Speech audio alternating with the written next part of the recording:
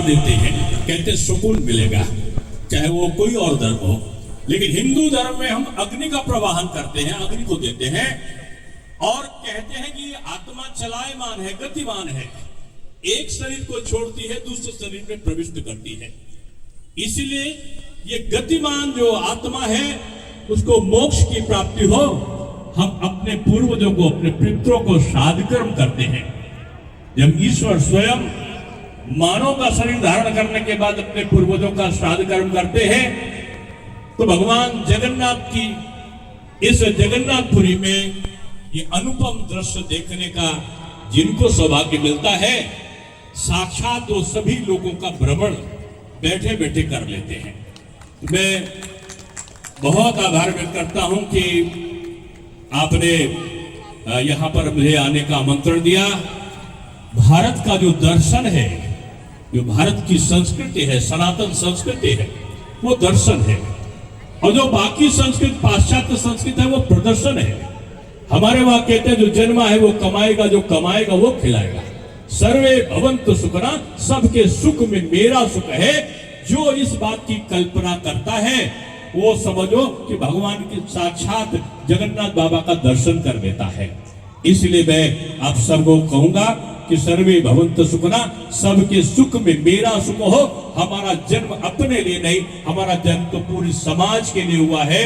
इस प्रकार की मन में कल्पना लेकर जो आता है, ईश्वर का साक्षात आशीर्वाद उसे प्राप्त हो जाता है। मैं आभारी हूं महापात्रा जी का, मधुसूदन जी का, हमारे सत्य साची जी का, और जितने संत वृंद खड़े हैं यहाँ, तो जो भी हैं वो दंड गोपालों से कम नहीं है। वो साक्षात मथुरा वृंदावन का दृश्य उपस्थित करते हैं। भगवान कृष्ण की अनुपम लीला जानते हो, जब तक वो मथुरा वृंदावन में रहे तो उनके हाथ में बांसुरी थी, पांचों उंगली से वो स्नेह का प्रवाह करते थे और वो कान्हा कहलाते थे। लेकिन जब कान्हा द्वारकाधीश बन गए और द्वारका चले गए, तो कान्हा द्वारकाधीश बनने के बाद हाथ में उनका जो उस समय की आसुरी प्रवृत्ति थी, उनके विनाश का सुदर्शन चक्र आ गया।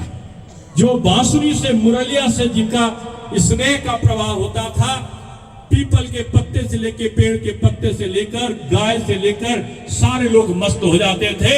वो भगवान द्वारकाधीश हाथ में सुदर्शन चक्र लेकर और वो उन आसुरी शक्तियों के विनाश के लिए तत्पर हो जाते हैं। भगवान के विभिन्न रूपों का दर्शन हम अलग अलग समय में अलग अलग तरीके से कहते हैं, लेकिन भगवान जगन्नाथ एक कल्याणकारी भाव है। कहते ये हैं, कभी भी वो जीवंत भाव में अपने भक्तों की रक्षा करते हैं। भगवान इस देश को और अधिक समृद्धशाली और विश्व गुरु के पद पर स्थापित करे, हम सबकी रक्षा करें, सबका कल्याण करें। इन्हीं भावनाओं के साथ मेरे साथ एक बार जोर से दोनों हाथ उठाकर बोलिए, बोलिए जगन्नाथ स्वामी की, बोलिए जगन्नाथ स्वामी की।